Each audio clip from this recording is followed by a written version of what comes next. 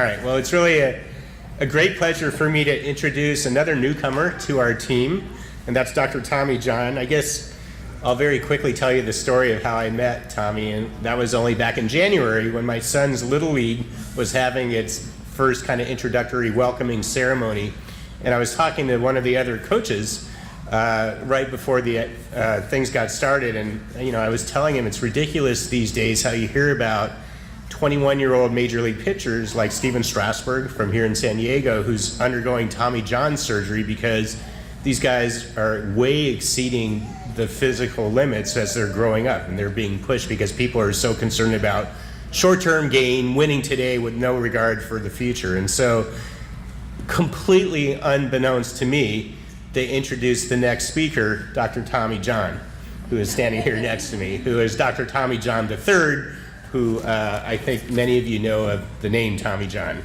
So, to tell you a little bit about Dr. Tommy John III's background, he earned his BA and MA degrees in health and exercise science at Furman University and his Doctor of Chiropractic Medicine degree from Life University. I have to ask you, where is Life University? I didn't get a chance to look that up. Georgia, Atlanta, yeah. Thank you. Tommy himself is also a former professional baseball player. He also has taught over 11,000 baseball lessons in his privately owned baseball performance business. And as a little secret, I've asked him if maybe I could coerce him to give my son a lesson. And he graciously agreed. I can't wait to see that. Through his chiropractic practice, he has been involved in training and rehab and nutrition research for over 15 years. He's worked directly with conditions ranging from multiple sclerosis to plantar fasciitis and herniated discs.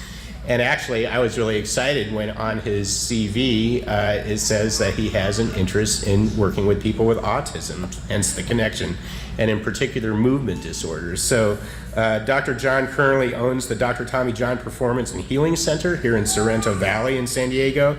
And he's going to talk today about his experience in working with patients with autism, and as a little token gesture of our appreciation, this is from the private vineyard of some very great people here in the city, the Sulpizios. Thank you very much. It's a nice bottle of wine. I assume you'll drink it. Right, absolutely. All right. Thank you.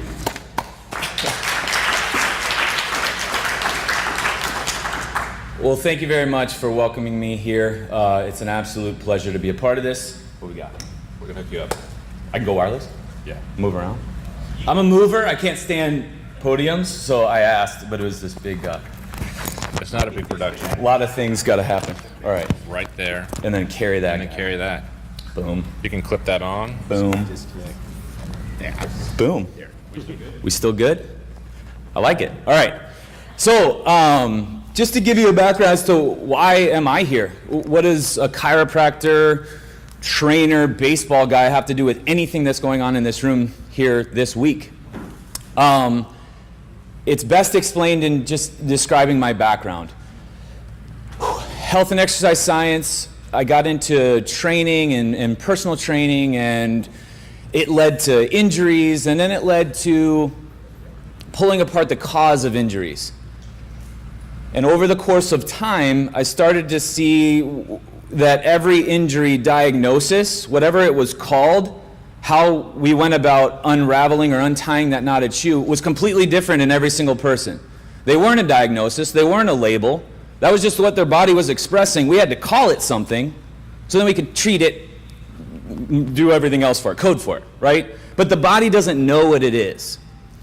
So that really, really got me. I kept asking the question, why? Why is this happening to this person, not this person? They're doing the same exact thing. Or why did this happen? Or why are they not healing at a rate that is average? Or not healing at all? Why are things chronic? So in addition to dealing with injuries, I was also, like he said, Dr. Paul said, performing baseball lessons. Now I can't just go through the motions and work with kids and do a baseball lesson. Here's a baseball, here's a bat, half hour, collect money, out. I started to see that some kids could keep focus, some couldn't. Some could coordinate a move and some just absolutely couldn't. And I was just, it's my nature to be an observer and then again to ask why. Why is that happening to this person and not to this person? Kids were coming in, they couldn't keep focus when they should. Getting tired after a half an hour. Coming in with pain, more importantly. Children in pain. Now, that's not supposed to happen, not in sports. Broken bones and bruises for sure, but not pain in joints. So, in my unraveling of soft tissue injury, I thought I was at the top of the food chain with teaching the body how to absorb force, finding which muscles in the body weren't doing their job, allowing force to enter tissues not designed to absorb force, like ligaments, fascia, bone, disc, cartilage, these things that are constantly injured. Sounds pretty simple. Every injury comes down to the body's inability to absorb force. Go to the muscle, teach the muscle. Everybody's different. How they move. What's led to this point in their life to have them move differently from everybody else? Because if you think about it, we all move the same way. We all develop the same way. We all start with the same trainer. Right? We come out as these C-shaped piles of goo and then teach ourselves to hold this massive head up. And then stay there in I experienced yesterday, my girlfriend and I went surfing for 2 hours, and I'm feeling what I think a baby felt, laying on its stomach, holding this monster head up for that amount of time. Only the difference between her and I is we have reason and can be like, why did we do that? But a baby's just programmed to go through this, to develop the curves of their spine so they can stand upright and handle gravity coming through. Crawling thousands of times to be able to learn the cross-crawl pattern that eventually will lead to walking and running and countering a pull. If I'm going to pull with my right arm, my left leg has to do something. This is one of those patterns. Self-taught how to squat, how to deadlift, how to march. A baby attempts 30,000 steps to take 3 successful ones. Can you imagine the frustration in that? And I promise that's why they can't talk, because if they could, they would be vehemently upset. And we'd just be like, this is for the birds. Put me in that carriage, Carry me around in the Bjorn. So there was obviously something greater than what I was doing at the muscular level. And I don't like not being, I don't like referring out. I don't like the spread through where we got to go to all these specialists. I think there's a loss in translation. There's a bunch of different philosophies and nobody really knows. We're drunk on health information these days. And it was like this 15 years ago. There's so much information, and now Google is like the Mac Daddy in our education, and that can be dangerous or it can be good, So dealing with injuries, I realized there was something above the muscle. There was something above what I was intimately being involved with in every single patient, whether it was a 6-year-old or a 96-year-old with MS. And it was the central nervous system. That's the brain, brainstem, and spinal cord. So the highest level governor profession of the central nervous system is a chiropractor. I know that around here, or the stigma is chiropractic's neck pain, back pain. Again, why am I standing up here talking as a chiropractor who's interested in neck pain, back pain? Because it's not that. And let me just explain why. I didn't know that. I went to chiropractic school to learn how to get the brain talking to the body so that I could get this person in a better position to take care of their arthritis on their own. Torn hamstrings so they could perform and earn a new contract. Come to realize in the history of chiropractic, one of the first classes I had, some of the greatest successes in chiropractic history is with mental disorders. Who's talking about that? Who's ever heard of that before? And I had a brother die battling depression 2 weeks before I went to chiropractic school. It's not random. Nothing is random. Come on. So now I'm sitting in here and I'm like, what? I just fell kind of backwards into a profession that not only is going to help musculoskeletal injuries, but my gosh, now it's a center where I can help from birth till the last step we take or the last breath we take. So I started to see that the chiropractic story is very important, and let me just convey that to you so we can clear up exactly what it is that I do. What exactly is chiropractic, and why the heck am I in this room right now? So when we're created, 2 cells join, and they split hundreds of trillions of cells on their own, led by some magical force within the body. The first thing to form from that ball of cells is the brain, brainstem, and spinal cord. It must be pretty important if by design it's the first thing that develops in utero. Pretty important. And then off of that structure pulls organs, cells, tissue, bone, muscles, eyes, legs, you name it, it's hardwired to the brain, brainstem, and spinal cord. And nobody really knows what hardwired is anymore because everything's wireless. Right. So, everything is connected to the brain, brainstem, and spinal cord. Every cell, tissue, and organ in the body is controlled by the brain, brainstem, and spinal cord. We cannot do anything without the brain, brainstem, and spinal cord. Now, these organs are covered by a hard bone. They're the only organs covered by bone.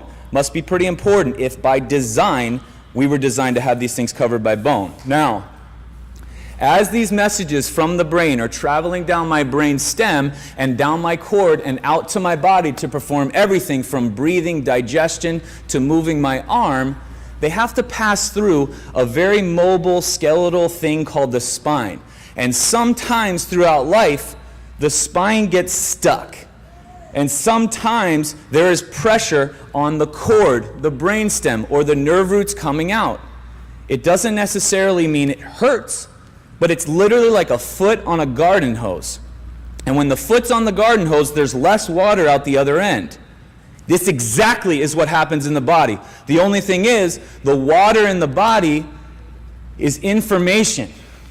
We can't decode it. No man is ever going to decode it. We're not great enough, and we shouldn't think that we are. But there's information traveling to the body, to every cell, tissue, and organ, carrying instruction.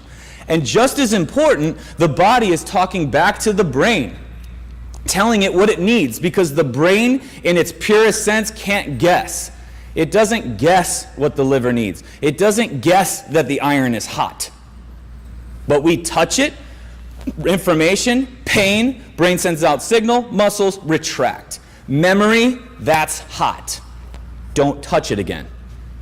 Most of the time that works throughout our life, but then a lot of times we continue to go back and do the same wrong things.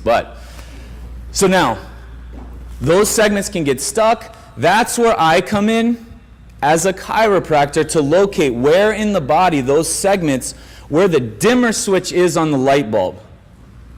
Because there's nothing wrong with, if there's a dimmer switch on the wall and we dim these lights, there's absolutely nothing wrong with the lights. There's nothing wrong with the power coming to these lights. There's something in between not allowing those light bulbs to express at their full potential, which is whatever number of watts. And our full potential in this room, and every human that's ever walked the earth, the full potential is 100%, regardless of how we're born.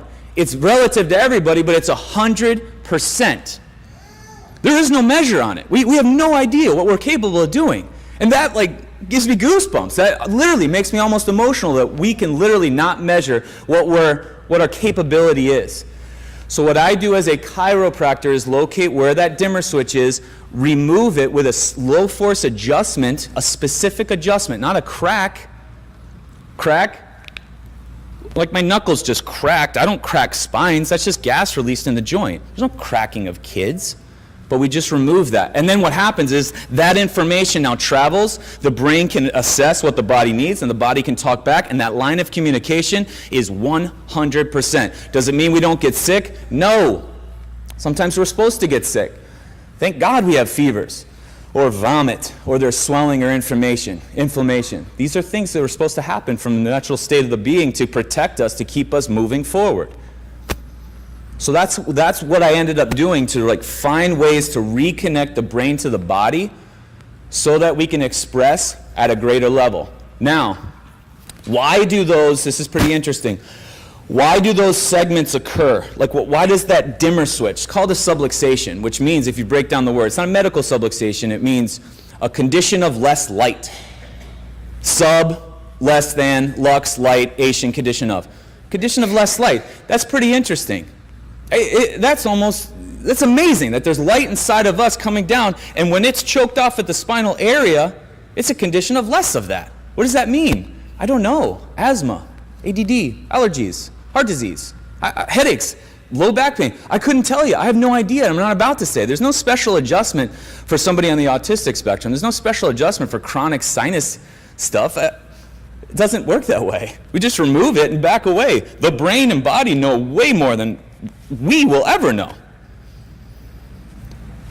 So now that's removing that there to allow the body. The first There's 3 forces that come into the body that we have to process that create those things called subluxations. And keeping it real simple, there's many more forces we have to adapt to, but just keep it real simple. There's chemical, pharmaceutical medications, recreational drugs, nutrition, environmental, and this is good stuff too. Even if an apple is a chemical reaction in the body that has to happen to break down to shuttle the nutrients to the apple so we can rebuild tissue. So that's a chemical force that we have to process. Then there's physical. This is the one that everybody kind of thinks of, like, yeah, I fell, maybe have to go to a chiropractor. Sitting in a chair is a physical stressor to the body that we have to adapt to. Some people don't adapt, and you know what I'm talking about. There may be some people in this room that they've just been sitting there, and all of a sudden, oh! And it just grabs. Why all of a sudden? Because we constantly have to process that stress. And the second we don't adapt to that stress, we get sick, disease, or injured more or less. The last one, the third one, most important of all, 100 times greater than the first 2, is emotional. I could call out anybody in this room and ask them to come up real quickly to give us a speech on whatever. As soon as I would call that out, the sympathetics would ramp, pupils would dilate, blood would rush to the muscles to get them to either take off or fight me. That's something where it's like an emotion, a thought created this visceral experience. My gosh. Problem is, over the course of 15 years, the kid 15 years ago to the child today, way different. Stimulus just pumping into them. Smartphones to schools, to music, to ads, to television, to, my gosh, activities, just bah, bah, bah, bah. There's just so much. It's just, you're staring into the eyes of somebody who's just really just Tasmanian deviling in their brain. Okay?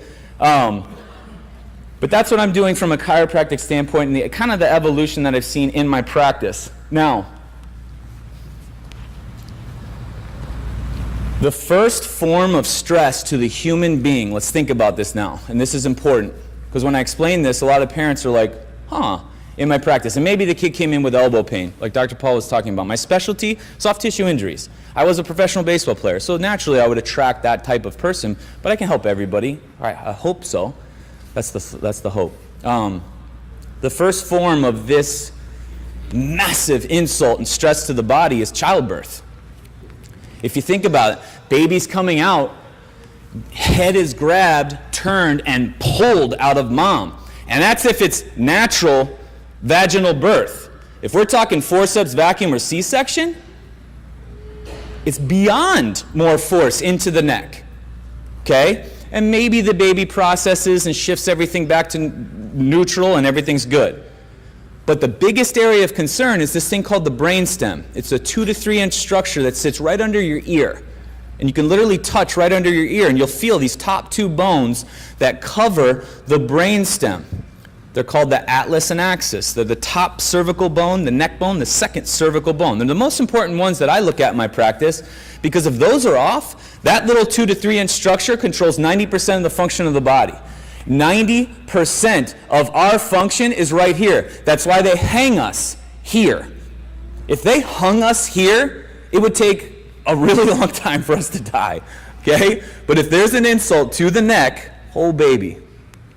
And one very clear illustration of this, a lot of people are starting to forget about him. Well, because I'm dealing with kids a lot of the times, but it's Christopher Reeve, Superman. Flipped off his horse, broke those 2 bones, had only 6 millimeters of pressure on his brainstem. 6 millimeters of pressure, and all systems failed on the guy.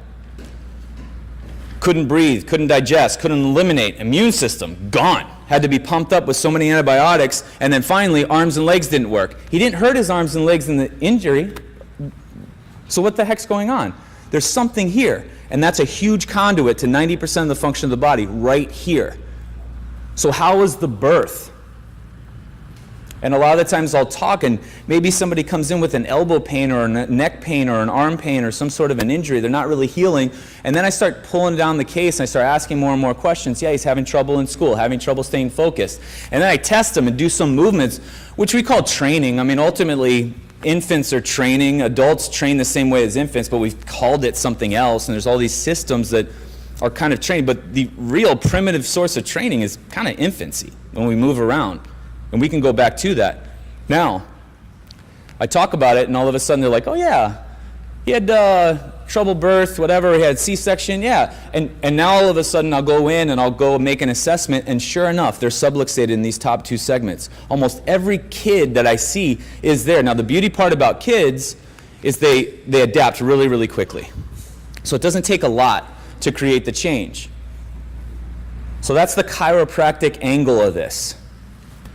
It's removing the interference that is preventing the brain talking to the body, allowing us to express at our greatest potential, which is unlimited in every single person that has a belly button. Human, that's what I'm getting at. So now let's get into like what does the movement have? And I've transcended. I used to train certain ways. I was a professional athlete. I had an infection, a staph infection in my shoulder.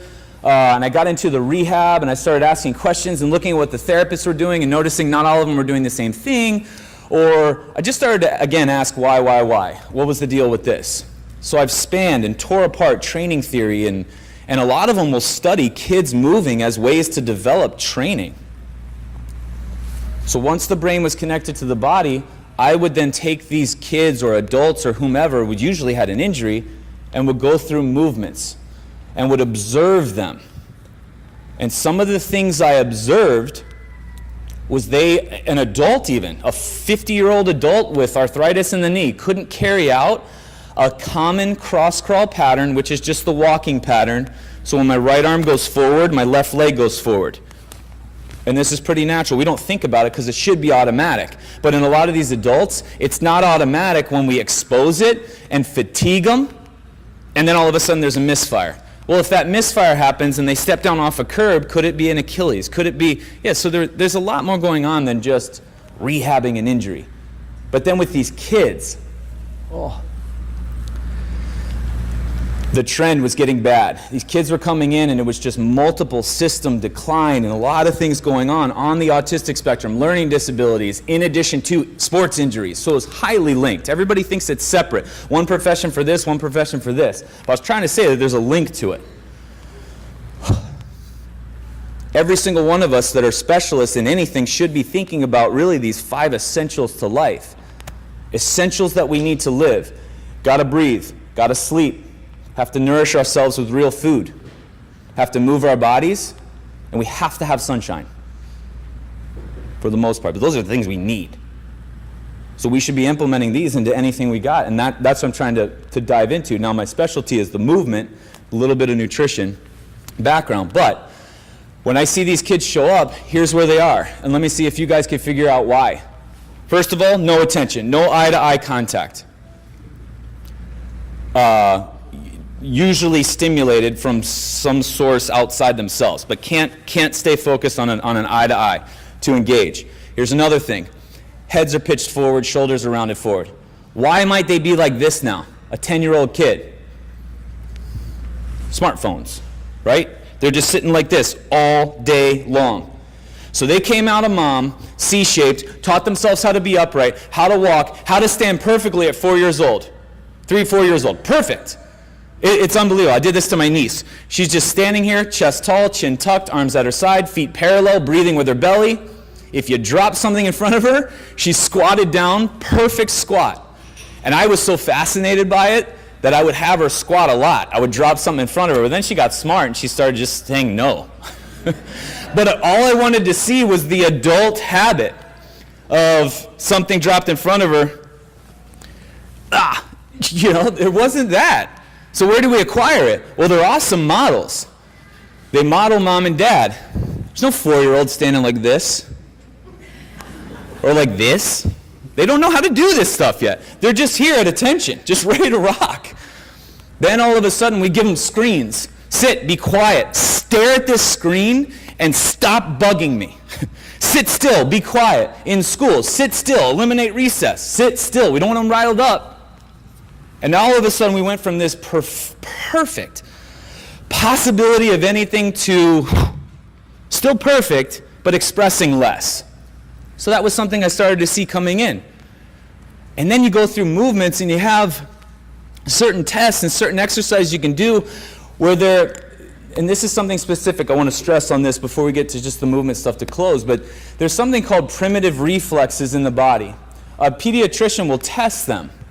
They ensure that when we're young, we're going to get to adulthood. They like protect us through and lead us up until we can start walking and not fall so often.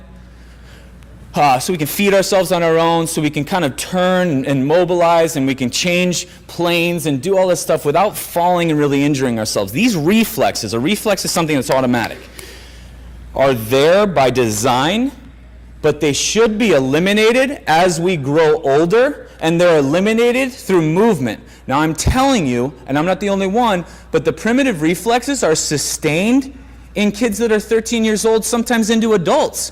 Why is that? Basically, we're not moving enough. We're not moving enough, and so those will stay. Now, what that has to do with attention and on the autistic spectrum is these paths, when these reflexes aren't integrated, aren't diffused and eliminated through massive amounts of movement that should be happening, and it's not, the other areas of the brain that are lying right next to them are affected, which is focus, attention, cognitive ability, creative, manners, the ability to retain it, the ability to want more information. Kids want it all. It's like, why? And they ask, why? They're just bringing it in. But these centers in the brain are being affected because of the lack of movement, shutting down other areas of the brain where these primitive reflexes are sustained. I'd like to say it's getting better, but it's not. Lisa Rankin is an MD, and she made a quote, and I use this a lot in my posts on Instagram or talks, but it's children today are less healthy developmentally, intellectually, physically, and emotionally than the generation before for the first time in history. So we're like devolving, and I'm seeing it in my practice, and that's why my efforts are not just Tommy John surgery or baseball or sports, but gosh, if that gets me in front of people to speak, to be able to just bring an awareness and then some sort of possible change, then great. But it's definitely getting worse than better. Now, regardless of where we are, there are so many adults that come in, and when I put them through certain things to kind of get them in a position to just function better as an adult, whatever they desire to do in their life, they're like my baby did this, or what's this for? And then I'll put them through that, and they see how deficient they are, but how optimally they started. And so regardless of where we are, point being, it doesn't matter how severe, but we will benefit at all times. There's things I'm going to show you to close here. Adults do them as well. Everybody do them. I do them. My girlfriend does them. There is no lack of population that's going to not benefit from some of these things regardless because of what they do to the brain. And we got to think, I'm going to show you something. It's kind of cool, but it kind of encapsulates how important movement is for the brain, because I can talk about it, but think about this now. So information coming into our brains right now come in through the senses. What we see, what we hear, what we touch, taste, smell. It's just reporting, constantly reporting. But one of the ones that gets kind of put away is proprioception. And that's just as our joints move, we know what's going on with them. And there's a little experiment I'm going to do, okay? So shut your eyes, grab your pointer finger, bend it, grab your pointer finger, bend it, straighten it, bend it, straighten it. Keep alternating it until I say stop. Just keep straightening it and bending it until I say stop. Keep your eyes shut. Okay, ready? Stop. I shut. Guess, is it bent or is it straight? Go. Was everybody right? 100% of everyone should be right unless we got some other issues going on. But how is that possible? There's a report from that joint that tells us exactly what that joint is doing, what it looks like, and I don't have to look at it to know what's going on. It's proprioceptive information. And the cool part is, that's just a finger joint, man. There's joints all throughout our spine. There's hip joints. elbow joints, wrist joint. I mean, there's so much stuff going on that me just doing this right here, I think I can dance a little bit, that when I do, that's some of the greatest nourishment for my brain. Dancing. Now, that's food for the brain, proprioceptive activity, okay? Joint movement. And the more we do that, the more the brain's going to develop. Now, I'm just going to show you some movements real quick. I honestly, I'm going to get up on this table so that everybody can see. And we're going to see if this thing falls down. Now, what you can't judge on me today, I got dressed in the dark, and I have the same pair of black shoes as I do brown shoes. And I'm wearing brown shoes. Just want to throw that out there. Don't judge me. This is what happens when you get dressed in the dark. All right. So I'm going to jump on this table. Now, here's something you can do, okay? Actually, hon, can I grab you? I have a model. It's my girlfriend, Annie Bosco. It's just easier to demo some of this stuff. Thank you, thank you, thank you. So let's go head here, facing that way, with your feet there. Feet up. Yeah. Perfect. Yeah, we're good. Facing up, face up. I know. I don't know if I should say that. I know. All right. Okay. Okay. So one of them, and it doesn't matter. So wherever we are, whoever ends up doing this, wherever we're at our functional capacity, you can assist, you can help. We don't have to overthink this. How many reps, how many sets, how many, don't even worry about it. Just do it, okay? So what we'll do, knees bent, feet flat on the floor, on the box. Yep. Okay, good. So now something very simple, I'm gonna go offline here. Something very simple is just here, and it's all about kind of rhythm. I got these, Dr. Blomberg, a Swedish psychiatrist. It's a book titled Movement to Heal. It's phenomenal. And you can kind of see these, you can advance them more in adults. And I end up doing this, but these are great for all ages. But what you're going to do is just this rocking back and forth motion. And then what you're trying to allow is the head is going to look up and look down as the body moves. So it's just going to move. Yeah, everything in the body is just moving fluidly. Good. Now what you can do, when the person ends up getting advanced enough, they can mimic that motion on their own, using their feet. Exactly. But it's stimulating muscles along the back. There's changes. Eyes will be open, closed, just feeling. But it's going to feed the brain and help activate these centers that are lying next to these centers that shut down and decrease focus. All right. Feet flat. Actually, this is another good one. They're like windshield wiper kind of movements, okay? So we'll start with your hands on the ankles. Now the legs are going to be locked out, so the movement's going to be at the hip. And when the hip moves, massive amounts of information to the brain. But we're just going to bring, and this person's lying docile. You're just rhythmically in and out. And if you're with someone, they start getting fidgety, done. Just stop. Don't force them, right? Doesn't matter. Then when they're able to do it on their own, go ahead. They can do it on their own. And again, there's no limit. Just do as many as you can until it just seems like it's not something you want to do anymore. Or if somebody's just getting agitated, just stop. Just stop. But this is another good one as well. Can we flip over to your stomach? Mm-hmm. Sorry, baby. Such a trooper. Here, you can take your arms and put them under your forehead so it's more comfortable. Just like rest them. Yeah. Okay. Hands right above, there's a little triangle bone in the base of the spine called the sacrum. It lies right above the tailbone. Just kind of have your hands on the top of the hips, and you just make this back and forth rocking motion. And what's cool is the less clothes that are worn, you can see like an undulating movement. You see the whole body just kind of taking it. I've seen it on a horse. People will take the tail of the horse when they're chiropractically putting an analysis through, and the whole horse has just this wave going through it. That is so much information going on. And we're just targeting the hips, but everything from the feet on up to the scalp is moving. and in a wave-like rhythmic motion so that it's just processed a little easier. Good. Then she'll go ahead and do it on her own, just gently. Yeah, and there's a rhythm to it. Sometimes music with a beat helps, you know. I'm a sucker for, good, this 528 hertz station on Pandora. It's apparently the love frequency, and whether we think so or not, when we hear it, it triggers a healing response. So I have it playing at all times because most of the music today is just not music. All right, and so lay on your back again, please. Thanks, love. So as best you can, you remember the leg one. So we're going to bend the knees.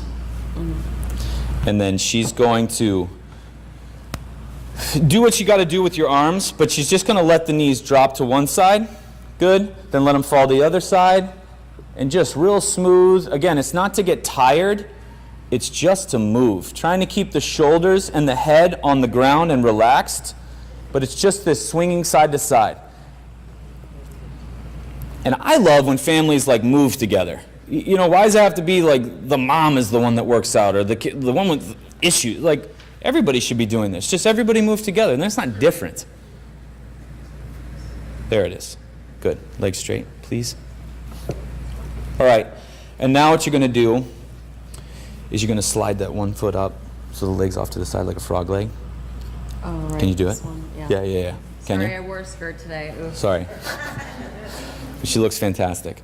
So it's sliding the sole of your foot up, the inside part of your leg, and just letting it fan out to the side. Yep, one at a time. And it's just real slow, rhythmic. It's not to get sweaty. It's not to get tired and sore. Just moving, man. Good. Now we're going to do both together. So both together. Good. Go ahead. AV guys got a camera on that side. They're like...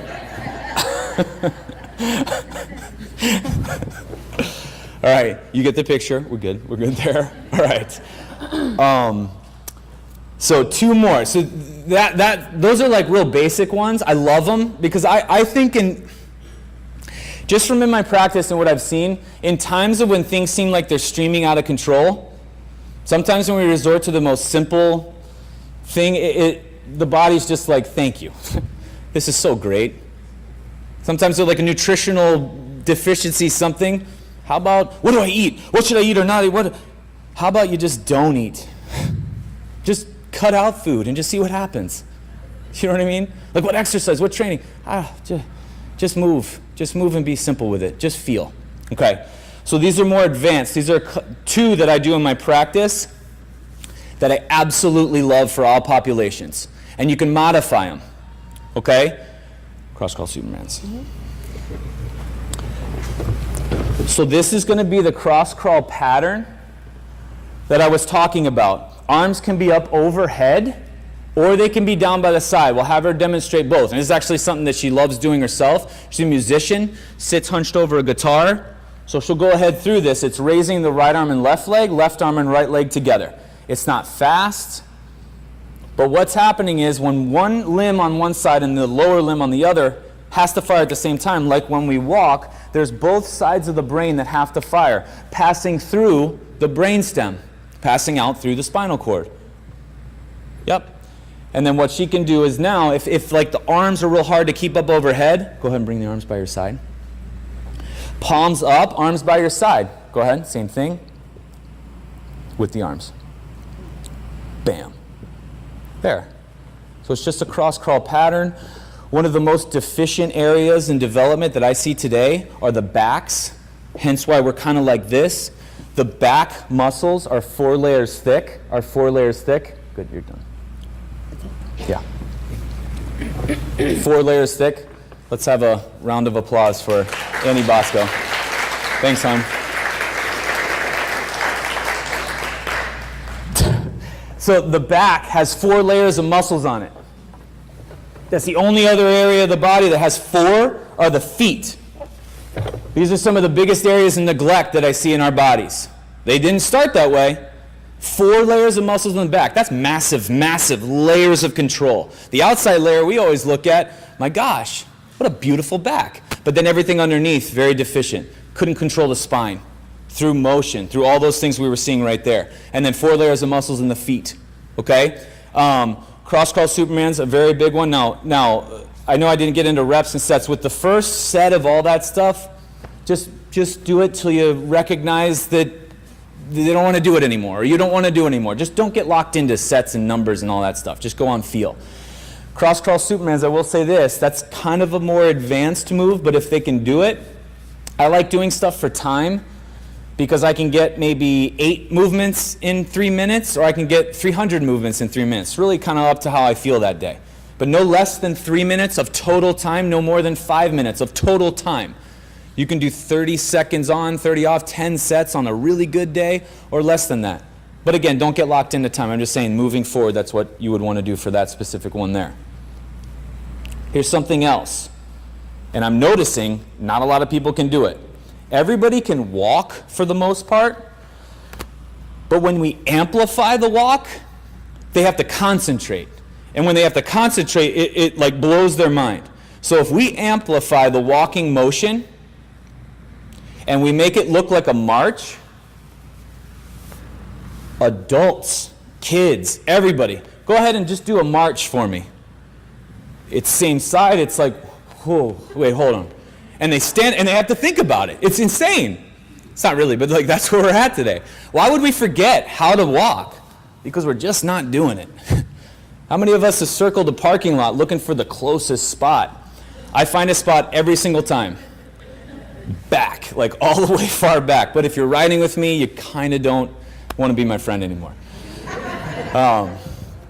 But there is something to do. There are little tricks to kind of walk, but again, moving around. So this cross crawl motion, here's something to watch out for. When my leg is coming up like this, my upper body should be doing something opposite limb. So if we can, watch this now, from the side. So if I'm going like this is what it should look. Look at my knees and my elbows. When people naturally with dysfunction on any level, this is what I see. There's a disconnect between how the shoulder operates and how the hip operates. And the shoulder and hip are almost identical in what they do. Okay? So there's a disconnect. So what we want to really try to do is amplify what the upper is doing with what the lower is doing. And you want to think that you're in like a real narrow cavern and you're moving up and down, not side to side or forward back, but just up and down, up and down. Now this is advanced because literally just to stabilize on one leg and do that slowly, or even 3 to 5 minutes becomes ridiculous sometimes. So what you can do, my dad, for instance, had knee replacement. Well, the cross-crawl pattern's got to be reestablished because in times of massive trouble or surgery, that throws the whole system off. He can't stand and do the cross-crawl march. He can't. So what are we going to do? So what I would have him do, and this is kind of cool, you just need to mimic the pattern, okay? So what we got is you can sit on any surface. And I mean, you could even just do, let's just say they can't lift the leg off the bench or off the chair. We can just activate that leg. Activate that leg. Now what if I took my hand and just flexed it just a little? Still the cross crawl pattern. It's still happening. What if I went over here and just touched it? And I did this on those sets and reps of whatever we could do, maybe 3 minutes to 5 minutes. Maybe we were able to work up to that. And then maybe I'm able to get up to lifting my knee off the table. Do this for 3 to 5 minutes in any population. It's going to get tough. There's massive amounts of information feeding areas of the brain. To eventually, even if I had a woman, 86 years old with MS, came in with a cane, and really accepted her fate. Like, I have MS and that's just the way it's going to be. So I was really trying to pull apart and really give her the confidence she needed. When you trace down to when she had first symptoms of MS, she had a car accident and her head went through the windshield. So a cervical spine trauma. And come to find out, her atlas, that top ring bone, was cartilage. It didn't ossify. She had a genetic anomaly. It didn't ossify. So her brainstem's not protected how much it should be. She's expressing MS. Expressing it just right now. That's just what they called it. So we went through, and this was just basic movements for her. Cleared her nervous system with a specific adjustment, of course, starting, and then had her just do these. And that's how we started. She would get like 17 and she'd get totally tired. And that was it. So my training planner, my day had to be in pencil. You know, we had to change it. She ended up, and this is no joke, this was up in Illinois. Gosh, she was a beast, a little lady beast. But she ended up, one time I had her because I saw her coming in from her car and she was just carrying her cane. And I was like, oh, and I got my phone and I like stood behind and I filmed her. And she just like walked to my office and she gets there and I'm like, whoa, look at you, Ginger Rogers. And she's like, what? I'm like, you're not using your cane. Like, you're just holding it. What do you even have it for? She's like, what? What? And just didn't want any attention, just put it to the side. I was like, okay. So I checked her. Well, now I know what I'm going to do with that lady. Check her, adjust her. Now I bring her out into this open area, and she was just here. Just bam, bam, bam, bam, bam. How long we got to do this? Like, just irritated. She did 3 sets of 5 minutes. 86 years old, MS. Was told she's not going to go upstairs anymore without holding on. If you tell me something, I'm probably going to create that as my reality. So that was part of the deal, was trying to tell her, you're not, that you're just, right now, this is just what you're expressing. Complete change up until our last breath. The body fights for life, man, until our last breath. It doesn't want to exist at a lower, it's trying to express at 100% of our capacity. And everybody's different. But there is no limit. So I'm going to leave you with that. I appreciate your time. Thank you very much for having me out and giving me your attention, and for the bottle of wine. Appreciate it. You guys have a great rest of the week. Thank you. Hey. Not just a bottle of wine. A little Amazon card, a thank you card in it. Whoa. So thank you very much. Yeah, thank you very much. Thank you. Thanks, Tommy. All right, bud. Your wonderful model girlfriend. Yes, thank you, Anna Bosco.